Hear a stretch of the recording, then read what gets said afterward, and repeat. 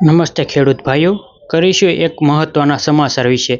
સમાચાર મળી રહ્યા છે કે તેના પર નજર કરીએ તો માવઠાથી નુકસાન અંગે 21.70 લાખ અરજી મળી. 1.38 લાખ અરજી મંજૂર કરીને સહાય પ્રક્રિયા હાથ ધરાઈ. ખેડૂતોને 184 કરોડ ચૂકવ્યા. મુખ્યમંત્રી ભૂપેન્દ્રભાઈ પટેલની અધ્યક્ષતામાં ગાંધીનગર ખાતે કેબિનેટ બેઠક મળી હતી. જ્યારે આ બેઠક બાદ રાજ્ય સરકારના પ્રવક્તા મંત્રી જીતુભાઈ વાઘાણીએ ટેકાના ભાવે ખરીદીને લઈને નિવેદન આપ્યું હતું કે તેમણે કહ્યું હતું કે અત્યાર સુધીમાં 1.22 લાખ ખેડૂતોને પાસેથી ટેકાના ભાવે ખરીદી કરવામાં આવી છે. રાજ્ય સરકારને માવઠાથી નુકસાન અંગે 21.70 લાખ અરજી મળી. રાજ્ય સરકાર પ્રવક્તા મંત્રી જીતુભાઈ વાઘાણીએ કહ્યું હતું કે રાજ્ય સરકાર અત્યાર સુધી 1.22 લાખ લોકો પાસેથી ટેકાના ભાવે ખરીદી કરી છે. 2.73 લાખ મેટ્રિક ટનથી વધુ પણ મગફળીની ખરીદી કરવામાં આવી છે. ખેડૂતોને 184 કરોડ રૂપિયા ચૂકવવામાં આવ્યા છે. આ ઉપરાંત માવઠાથી થયેલા નુકસાન અંગે સરકારે 21.38 લાખ અરજી મળી છે, જેમાં